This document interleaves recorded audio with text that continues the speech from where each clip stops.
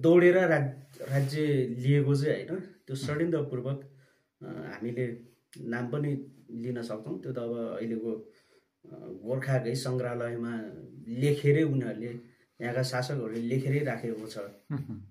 नारायण अर्याल होइन, भगीरथ पन्त कोले चाहिँ अब दरवेश शाह लगायत यिनीहरूले षड्यन्त्र गरेर गोर्खाको लिगलिगको चाहिँ यहाँका मङ्गोलहरूको राज्य लिएको भनेर चाहिँ उनीहरूले त्यहाँ त लेखिएको छ। तर मङ्गोल भनेर लेखेको छैन, घलेहरूको राज्य लिएको भनेर लेखेको छ। घलेहरू नै मङ्गोल हुन् होइन, यो कुरा त अहिले सबैले प्रश्न भइसकेको छ। साथसाथै यो गोर्खाबाट राज्य एकीकरण गरेको भन्दा पनि यसलाई चाहिँ मङ्गोल नेसनलाइजेसन या हामीले चाहिँ एकीकरणको रूपमा बुझ्दैनौँ। नेपाल कहिले पनि विखण्डन थिएन। हाम्रो मुलुक, यो मुलुक सधैँ एकता थियो, विखण्डन थिएन र छुट्टा छुट्टै राज्य पनि थिएन। कुन अर्थमा थिएन त भन्दा यो सबै राज्य, सबै नेपाल चाहिँ मङ्गोलहरूको राज्य थियो होइन, मङ्गोलहरूले राज्य चलाइरहेको थियो।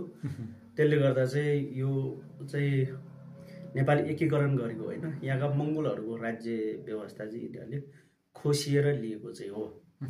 साथसाथै विश्वमा जुन तपाईँले उठाइरहेको गोर्खाहरूले संसारको युद्ध जित्यो भन्दै गर्दा चाहिँ यो संसारको युद्ध जित्यो भन्ने भन्दा पनि त्यो बन्दुकबाट हेर्दा बाहिरी रूपबाट जितेको जस्तो देखे पनि समग्रमा आफ्नो मुलुकमा चाहिँ हामी हारिरहेको परिस्थिति हो।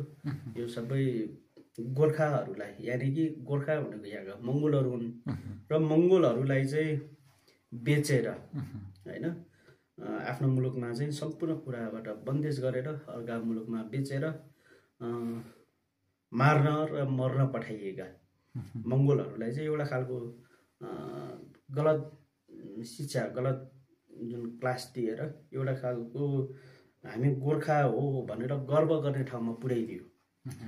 त्यो एउटा पराजित भएर पनि चाहिँ गर्व गर्ने बाटो बनाएर उनीहरू जुन साम्राज्यवादी शासकहरूले जुन मानसिक रूपबाट गुलाम बनाउने जुन एउटा नीति अवलम्बन गर्यो यहाँका मङ्गोलहरूलाई, यो चाहिँ हामीले गर्व गर्ने भन्दा नि अब गोर्खा भन्दा चाहिँ लज्जित हुनुपर्ने चाहिँ परिस्थिति बनेको छ भन्ने लाग्छ मलाई।